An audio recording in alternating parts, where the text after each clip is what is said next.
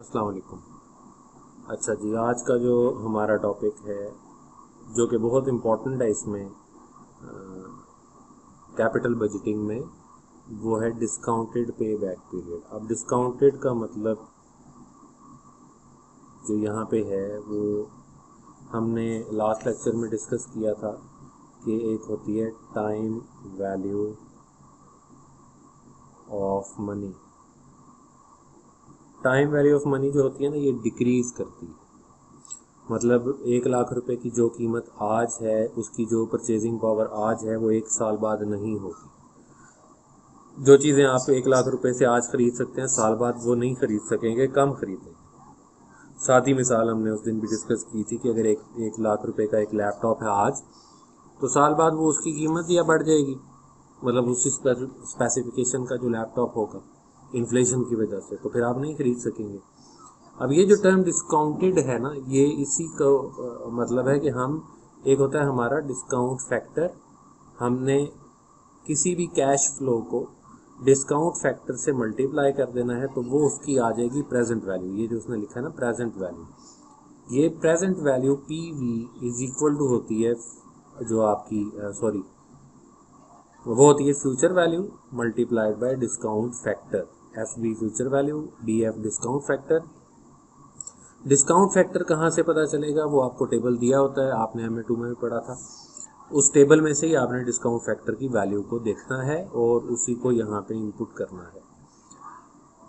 मिसाल से समझें, वो कहता है कि ये दो प्रोजेक्ट हैं, एक आपका प्रोजेक्ट ए है और एक प्रोजेक्ट बी है। ए में आपको इनिशियल इन्वेस्टमेंट चाहिए 4,50,000। स्क्रैप वैल्यू, वो जो भी आप मशीन में लगाएंगे वो आपकी $20,000 में सेल हो जाएगी आफ्टर 5 ईयर्स। और एनुअल कैश फ्लो उसने दिया हुआ है कि 2 लाख, 1.5 लाख, 1 लाख, 1 लाख और 1 लाख। दूसरा प्रोजेक्ट आपका जिसमें इनिशियल इन्वेस्टमेंट आपकी 1 लाख है, स्क्रैप वैल्यू उस प्रोजेक्ट की 10,000 है और उसमें से जो कैश फ्लो होगा वो भी उसने यहाँ दिया हुआ। Calculate discounted pay back period. अब ये एक्चुअली हमारा क्वेश्चन है कि discounted pay back period for both projects. इसके लिए आपको करना क्या पड़ेगा कि आपको जो डिस्काउंट टेबल है वहाँ से वैल्यूज़ लेनी पड़ेगी। डिस्काउंट फैक्टर वाला जो टेबल होगा वो आपको पेपर में भी गिवन होगा और आपके पास जो है इसके बुक के एंड पे भी दिया हुआ है, शुरू में भी दिया हुआ है, वो मैं आपको दिखाऊंगा अभी। तो डिस्काउंट वो जो टेबल होगा आपको उसको फॉलो करना पड़ेगा। जैसे ये टेबल आप ऊपर देखो कि आपको 1 से लेके 10% तक रेट्स दिए हैं और उसके बाद नीचे पेज में नीचे चले जाओ तो 11 से लेके 20% तक। तो ये 20% तक की टेबल दिया होगा, इसी में से हमने वैल्यू लेनी है। वो कैसे लेनी है वो मैं भी बताता हूँ। अब आपने क्वेश्चन को सॉल्व किस तरीके से करना है कि आपने एक टेबल बना लेना है। टेबल आप बनाएंगे जैसे उसने आगे सॉल्व करके दिया हुआ, तो उसने बताया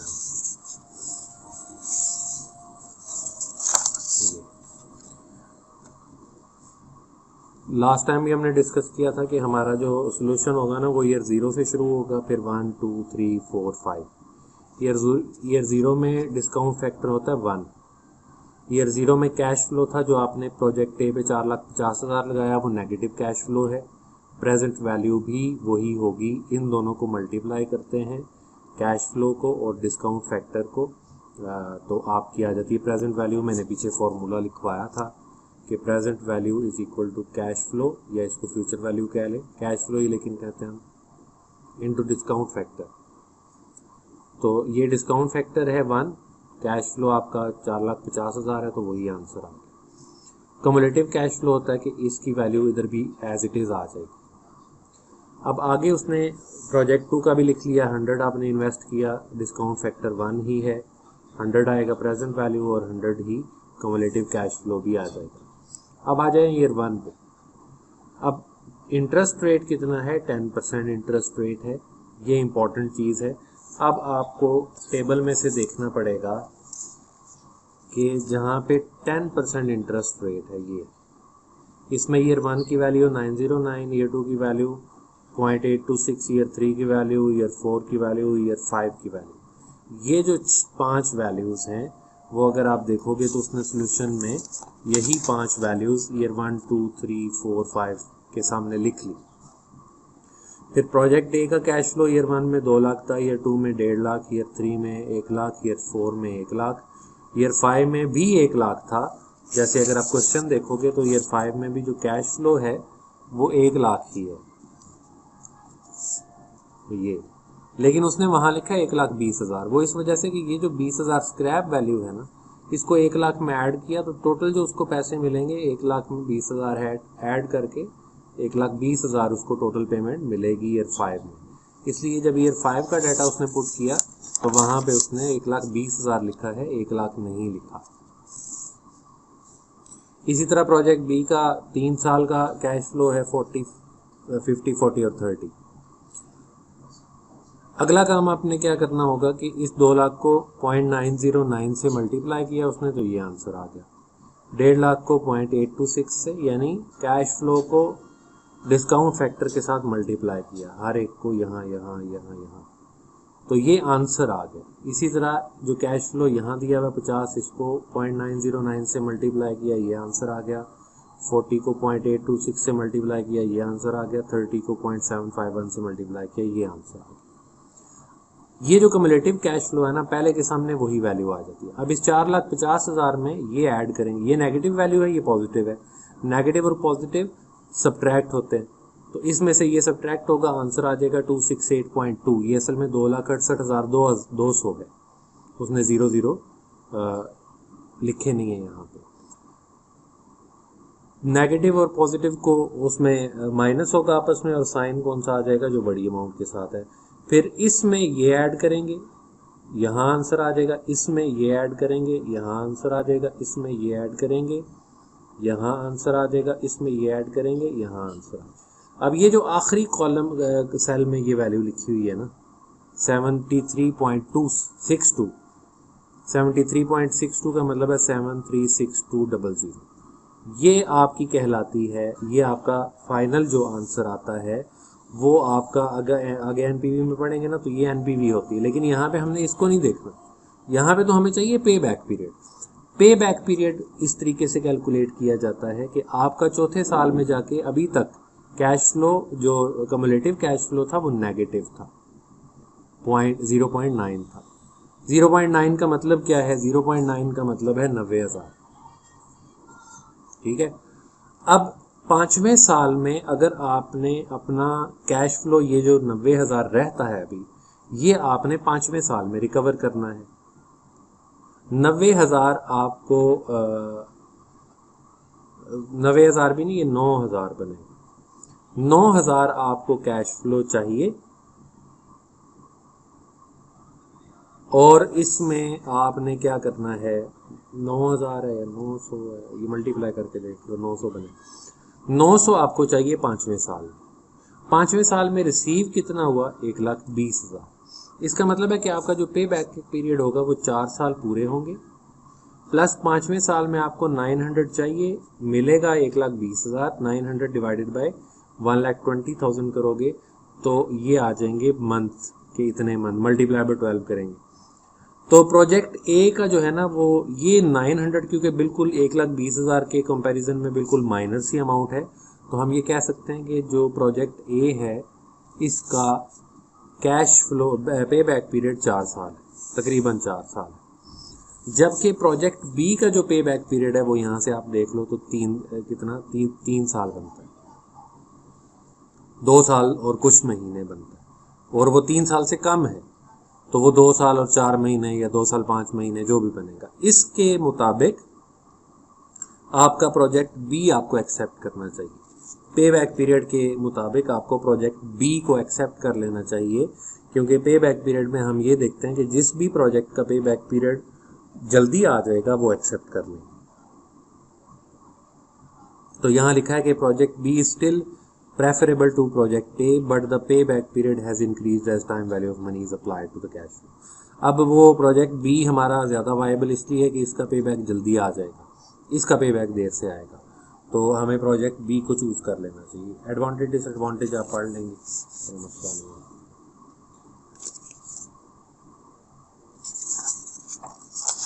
फिर इसमें अगला जो चीज़ है ना वो है एनपीवी। एनपीवी के लिए वही क्वेश्चन अगर दोबारा सामने रखें तो ये जो आखिरी वैल्यू आपकी है ना ये 73,000 7,36,200 या बल्कि 73,620 बनेगी। ये वैल्यू बनेगी 73,620। जबकि प्रोजेक्ट बी की जो आखिरी कॉलम में ये वैल्यू आ रही है आखिरी सेल में ये बनती है तकरीबन 1,200 रुपये। ये बन गई आपकी 1,200 1200 ये। अब प्रोजेक्ट ए की जो एनपीवी है नेट प्रेजेंट वैल्यू का मतलब होता है ये पीवी वाला टेबल है, सारी पीवीज को ऐड कर लें और यहाँ आंसर लिख लें या इसी तरह कम्युलेटिव पीवी कर लें तो आखिरी सेल का जो आंसर है ये एनपीवी नेट प्रेजेंट वैल्यू कहलाता है।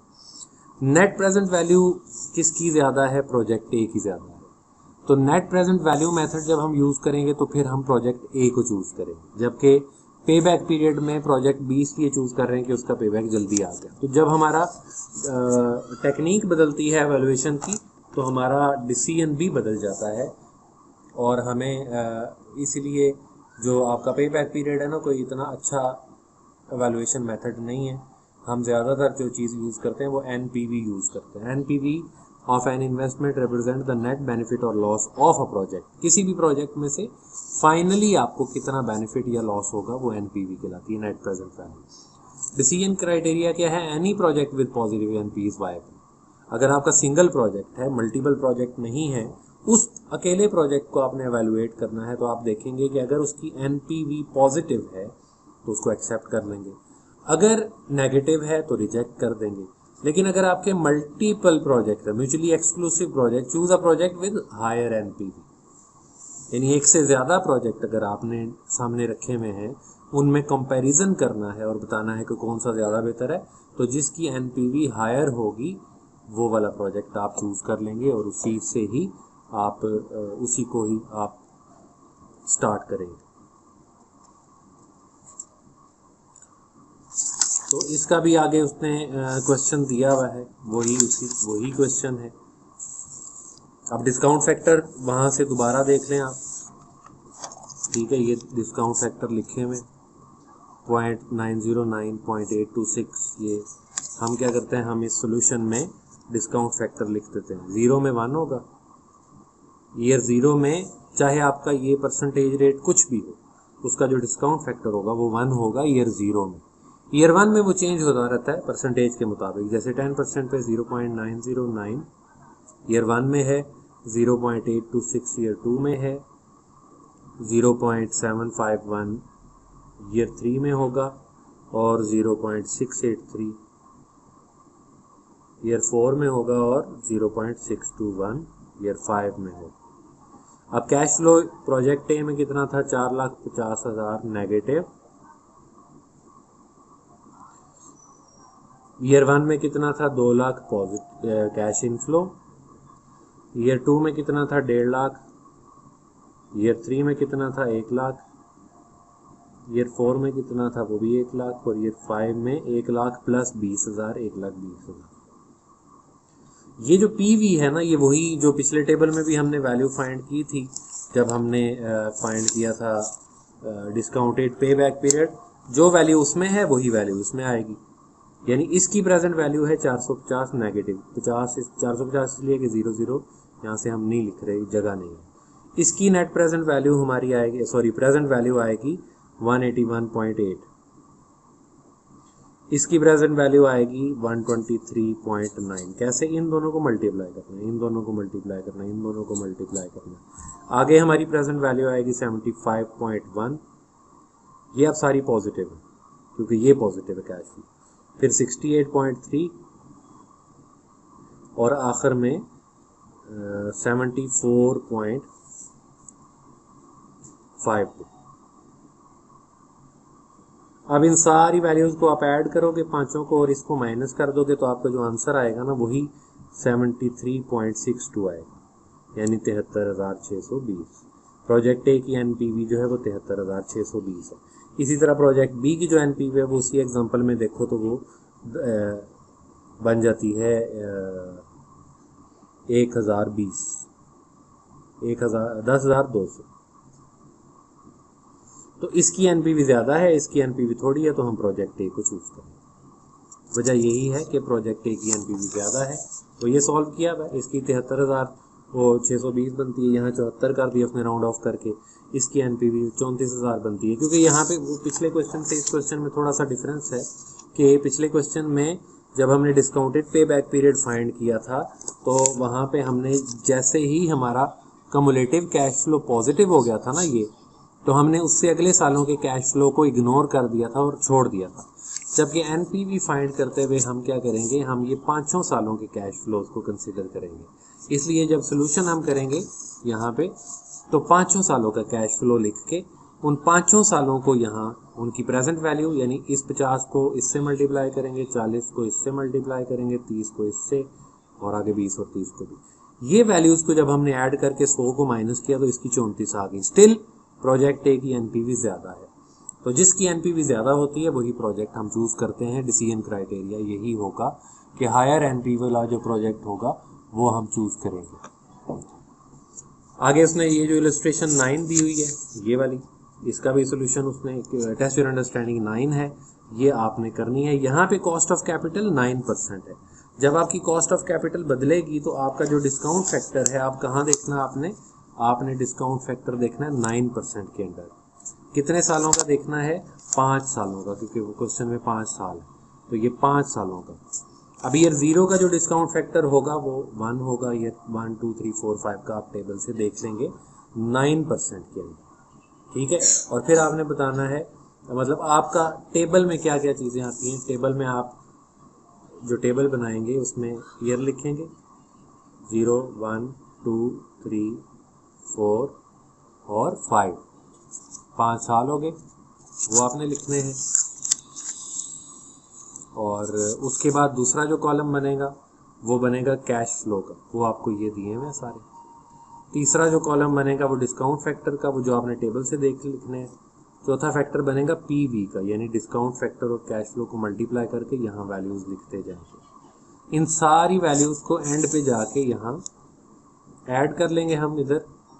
जब ऐड कर लेंगे तो ये जो आंसर होगा ये एनपीवी होगा। अगर ये पॉजिटिव आएगी एनपीवी ये वाली, तो फिर हम प्रोजेक्ट को एक्सेप्ट कर देंगे, अदरवाइज हम उसको रिजेक्ट कर लेंगे। अच्छा, अब अगला जो टास्क है वो है क्या है हमारा, एडवांटेज डिसएडवांटेज तो आपने पढ़ लेने हैं, अगर कोई बात समझ नहीं आती वो डिस्कस कर लें। फिर है आईआरआर। आईआरआर क्या चीज़ है वो भी मैंने आपको पहले बताई थी कि आईआरआर कहते हैं वो वाला डिस्काउंट रेट जिस पे आपकी एनपीवी 0 हो जाए। जैसे वो कहता है कि इधर अगर आप एनपीवी लें और इस तरफ आप कॉस्ट ऑफ कैपिटल का मतलब इंटरेस्ट रेट होता है, कॉस्ट ऑफ कैपिटल का मतलब फाइनेंस कॉस्ट होता है। जैसे जैसे आपका ये पॉइंट याद रख लें, जैसे जैसे आपका इंटरेस्ट रेट जो होता है ना या कॉस्ट ऑफ कैपिटल, ये जैसे जैसे इंक्रीज होगी यानी बढ़ेगी, आप पैरों का मतलब, वैसे वैसे आपकी जो एनपीवी होती है वो डिक्रीज करेगी। ठीक हो गया। अब यहाँ पे आप देखो कि इस तरफ कॉस्ट ऑफ कैपिटल बढ़ रही है, तो जैसे जैसे कॉस्ट ऑफ कैपिटल बढ़ रही है एनपीवी फॉल कर रही है। जहाँ पे ये एनपीवी वाला ग्राफ इसको मीट करेगा 10% पे आके उसने क्रॉस किया, ये 10% जो है ना आईआरआर है। आपने टेबल से करना है क्वेश्चन को, ग्राफ से नहीं करना, इसलिए ग्राफ सिर्फ समझाने के लिए। इस आईआरआर से अगर 10% से आपका इंटरेस्ट रेट बढ़ेगा तो एनपीवी नेगेटिव हो जाएगी। इस 10% से आपका अगर इंटरेस्ट रेट कम रहेगा तो एनपीवी पॉजिटिव रहेगी। तो हमें कोई भी प्रोजेक्ट एक्सेप्ट करने के लिए जो बेसिक क्राइटेरिया है वो है एनपीवी का पॉजिटिव होना। तो हम कोई भी प्रोजेक्ट जब एक्सेप्ट करेंगे तो ये देखेंगे कि क्या उसकी एनपीवी पॉजिटिव है या नेगेटिव है। ठीक हो गया। तो हम जब आईआरआर फाइंड कर लेते हैं, वो फॉर्मूला है वो अगले पेज पे दिया होगा, जब हम आईआरआर फाइंड कर लेंगे तो फिर हमने ये बताना है कि क्या जो प्रोजेक्ट हम डिस्कस कर रहे हैं वो एक्सेप्ट करना चाहिए या नहीं करना चाहिए। फॉर एग्जांपल आपने आईआरआर फाइंड किया, वो आया 12%। प्रोजेक्ट का एक्चुअल कॉस्ट ऑफ कैपिटल है 10%, यानी आईआरआर से कम है, अगर प्रोजेक्ट की एक्चुअल जो इंटरेस्ट रेट है या कॉस्ट ऑफ कैपिटल है वो IRR से लो हो तो फिर हम प्रोजेक्ट को एक्सेप्ट कर लेते हैं। लेकिन यही अगर 13% हो, हमने भी यहाँ देखा कि अगर इंटरेस्ट रेट बढ़ेगा तो एनपीवी कम हो जाएगी। इंटरेस्ट रेट जब 12% था तो एनपीवी 0 हो गई। IRR का मतलब ये होता है कि वो इंटरेस्ट रेट जिस पे एनपीवी 0 हो जाए। 12% पे अगर एनपीवी 0 है तो 12 से परसेंटेज जितनी बढ़ेगी उतनी एनपीवी नेगेटिव होती जाएगी, 0 से कम नेगेटिव ही होता है। तो 13% होगा जब तो हमारी एनपीवी डेफिनेटली नेगेटिव आएगी। इसलिए हमें ये देखना है कि जो IRR हमारा है वो फाइंड करने के बाद डिसीजन क्राइटेरिया ये है कि प्रोजेक्ट का एक्चुअल कॉस्ट ऑफ कैपिटल अगर IRR से कम हो तो फिर हम प्रोजेक्ट को एक्सेप्ट कर लेते हैं। अगर प्रोजेक्ट की IRR से ज़्यादा हो इंटरेस्ट रेट फिर हम उसको रिजेक्ट कर दें। उसने नीचे डिसीजन क्राइटेरिया में यही बात लिखी कि आपका अगर if IRR is greater than the companies cost of capital, यानी IRR अगर ग्रेटर हो, कंपनीज कॉस्ट ऑफ कैपिटल कम हो तो फिर प्रोजेक्ट एक्सेप्ट करते हैं। IRR अगर ज्यादा हो, कंपनीज कॉस्ट ऑफ कैपिटल यानी एक्चुअल इंटरेस्ट रेट अगर कम हो तो फिर हम एक्सेप्ट कर लेते हैं। लेकिन अगर IRR कम हो और कंपनीज कॉस्ट ऑफ कैपिटल ज्यादा हो फिर रिजेक्ट कर देते हैं। फिर अगर दो डिफरेंट प्रोजेक्ट्स हैं उनमें से जिसका IRR ज्यादा होगा वो हम एक्सेप्ट इसलिए करेंगे कि IRR जितना हाई होगा उतना हमारे प्रोजेक्ट के सक्सेस के चांसेस ज़्यादा है। IRR का फॉर्मूला क्या है वो आपको यहाँ उसने अगले पेज पे दिया हुआ है। L है लोअर इंटरेस्ट रेट।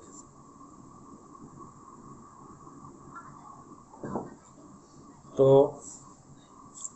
L का मतलब है लोअर इंटरेस्ट रेट। अच्छा, इसका क्वेश्चन कैसे होगा वो खैर आगे पता चल जाएगा, लेकिन मैं यहाँ भी बता देता हूँ कि आपको दो इंटरेस्ट रेट दिए होते हैं। मिसाल के तौर पे एक 12% दिया हुआ है, एक आपको 18% दिया हुआ है। यहाँ पे आपको एनपीवी ज़्यादातर पॉजिटिव दी होगी, हायर इंटरेस्ट रेट वाली आपको एनपीवी नेगेटिव दी होगी। अब ये जो NL है ना, ये लोअर इंटरेस्ट रेट वाली एनपीवी है जो कि पॉजिटिव होगी। यहाँ पे भी NL का मतलब ये फॉर्मूला आपको पेपर में दिया होता है, लिहाजा याद करने की ज़रूरत नहीं है, ये आपको पेपर में गिवन होता है। NH का मतलब है एनपीवी जो हायर इंटरेस्ट रेट पे, यानी 18% पे जो एनपीवी है वो क्या है, वो NH है, multiplied by H minus L, higher interest rate minus lower interest rate. ये फॉर्मूला है जो पेपर में आपको गिवन होगा, इसलिए याद करने की जरूरत नहीं है। यहाँ पे उसने क्वेश्चन दे दिया, कहता है कि आपका प्रोजेक्ट A है, उसमें ये सारे वही कैश फ्लो जो पीछे दिए हुए हैं। 10% पे हमने उसकी एनपीवी फाइंड की थी कि 73,620 है, वो हमने पिछले क्वेश्चन में फाइंड की नहीं भी की होती, यहाँ उसने दी हुई है। 10% पे आपकी 73,620 है। कहता है एक इंटरेस्ट रेट आप अपने पास से एज्यूम करें, यहाँ लिखा नहीं है लेकिन उसका तरीकाकार यही है। एक कोई भी डिस्काउंट फैक्टर आप अपना एज्यूम करें और उस डिस्काउंट फैक्टर पे भी एनपीवी फाइंड करें। हम अमूमन जो आसान तरीन तरीका होता है ना, दूसरा डिस्काउंट रेट ले लेते हैं 20%, जैसे उसने सोल्यूशन में भी लिया। अब 20% के ऊपर हमारे जितने भी डिस्काउंट फैक्टर्स होंगे वो हम टेबल में से देख लेंगे, ये लिखे में यहाँ पे। हमने सारे कैश फ्लो को उस साल के डिस्काउंट फैक्टर से मल्टीप्लाई करके ये वैल्यूज लिखनी है। इन सब का सम जब उसने किया तो वो वैल्यू आ गया नेगेटिव 25,000। यानी एक हमारा जो एनपीवी एच थी, NH कह लें, NPVH कह लें, बात एक ही, वो 25,000 है। जो NPVL लोअर इंटरेस्ट रेट पे थी वो थी 73,620। ये वैल्यू नेगेटिव है, ये वैल्यू पॉजिटिव है। आपने फॉर्मूला लिखा, अब इसको उसने 73,620 की जगह 74,000 कंसिडर कर लिया राउंड ऑफ करके। वो उसकी मतलब ये पेपर में राउंड ऑफ करना जरूरी नहीं होता। अब आपका लोअर इंटरेस्ट रेट क्या था 10%, हायर इंटरेस्ट रेट क्या 20%। फॉर्मूला में आप सारी वैल्यूज पुट करें, लोअर इंटरेस्ट रेट 10%, NL यानी NPV at lower interest rate वो पॉजिटिव 74,000, 73,620 था, उसने 74,000 ले लिया। और उसके बाद यहाँ लिखा उसने NL की जगह 74 माइनस NH, माइनस ये वाला फॉर्मूला वाला, और ये वाला माइनस जो है ना, ये क्योंकि नेगेटिव थी वैल्यू, इसलिए दूसरा n, ये दोनों माइनस माइनस प्लस हो जाएंगे, तो 74 प्लस 25 हो जाएगा, multiplied by 20, higher interest rate minus lower interest rate, ये सारा सॉल्व करके तो उसका IRR आया, यहाँ पे उसकी वैल्यू आएगी 0.175, जब वो सॉल्व करेगा ना इसको, तो इसको फिर वो 100 से मल्टीप्लाई करेगा तो ये 17.5%। इसका मतलब है कि आपकी इस इंटरेस्ट रेट पे NPV इज इक्वल टू 0 हो जाएगी।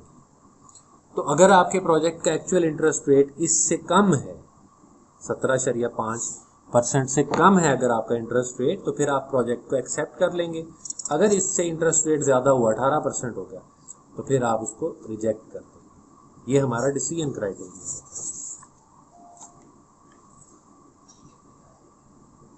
ये एक सादा सा क्वेश्चन टेस्ट योर अंडरस्टैंडिंग दी हुई है, उसमें कहता है एक इंटरेस्ट रेट 20% है, एक 30% है। अब टेबल में तो हमें 30% की वैल्यूज नहीं दी होती, लेकिन ये क्योंकि क्वेश्चन बना के दिया है उसने, हमें इसकी टेंशन नहीं है। 20% पे NPV इतनी है, इस पे इतनी है, हम फॉर्मूला लगाएंगे L प्लस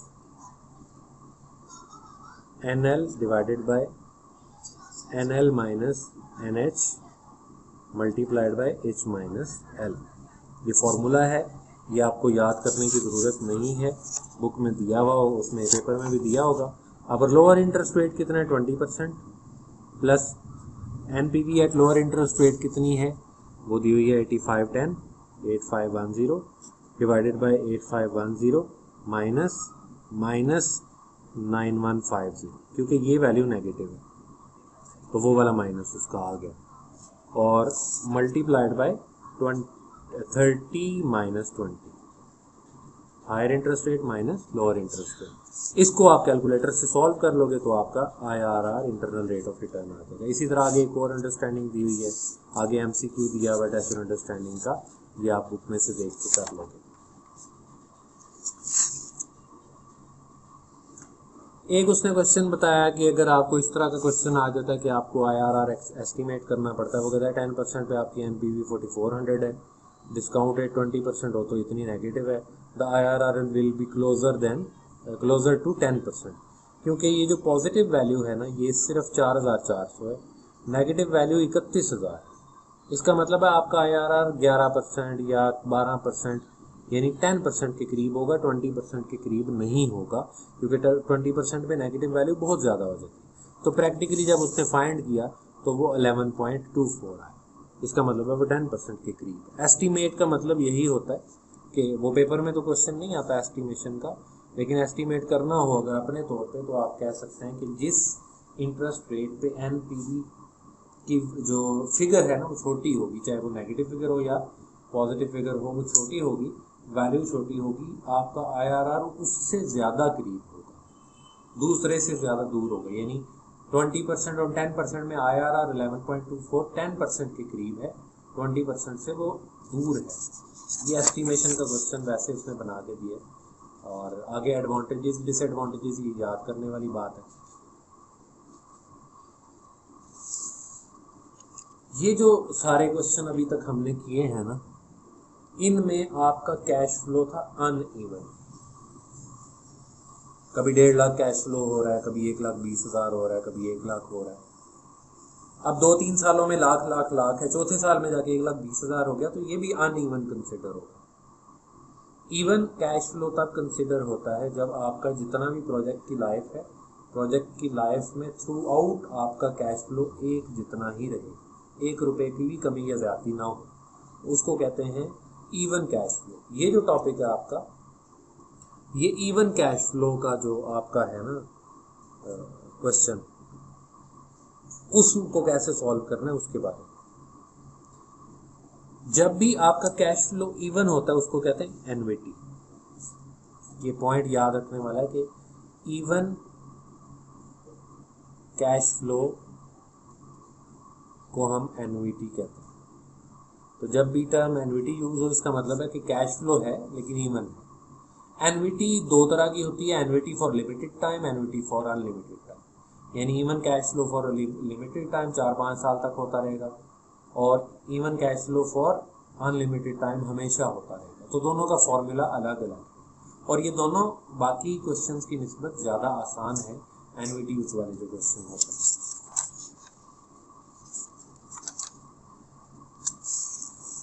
तो अगर आप, ये है NVT factor, PV present value आपने कैलकुलेट करनी है अगर आपको एनुअल कैश फ्लो क्या दिया हो, फिक्स दिया हो, और ये एनवीटी फैक्टर दिया हो। ये एनवीटी फैक्टर का उसने फॉर्मूला बना के दिया, लेकिन हमें एनवीटी फैक्टर का फॉर्मूला लगाने की कोई ज़रूरत नहीं है। हमें टेबल दिया होगा एनवीटी वाला, और एनवीटी टेबल में से हम वैल्यू उठाएंगे और उस वैल्यू को एनुअल कैश फ्लो से मल्टीप्लाई करेंगे। जैसे उसने यहाँ एक एग्जांपल दी है कि अगर आपकी एनवीटी 5 साल की एनवीटी 10% पे 4.355 है, तो आपका कैश फ्लो है, मिसाल के तौर पे वो कहता है कि आपका कैश फ्लो हर साल होगा 1 लाख। एनवीटी फैक्टर वो कहता है टेबल से देख के आपको पता चला कि वो 4.355 है। 1 लाख को आपने 4.355 से मल्टीप्लाई किया तो ये आपका आ गया 4,35,500। ये है आपकी पीवी। इस पीवी, अगर आपने एनपीवी फाइंड करनी है तो आप क्या करेंगे, इनिशियल इन्वेस्टमेंट, सॉरी पीवी यानी ये 4,35,500 माइनस इनिशियल इन्वेस्टमेंट। तो अगर ये आंसर नेगेटिव आए तो एनपीवी नेगेटिव हो जाएगी, अगर पॉजिटिव आए तो एनपीवी आपकी पॉजिटिव हो जाएगी। तो उस हिसाब से आप डिसाइड कर लेंगे कि आपको यूज़ करना चाहिए, प्रोजेक्ट एक्सेप्ट करना चाहिए या नहीं करना चाहिए।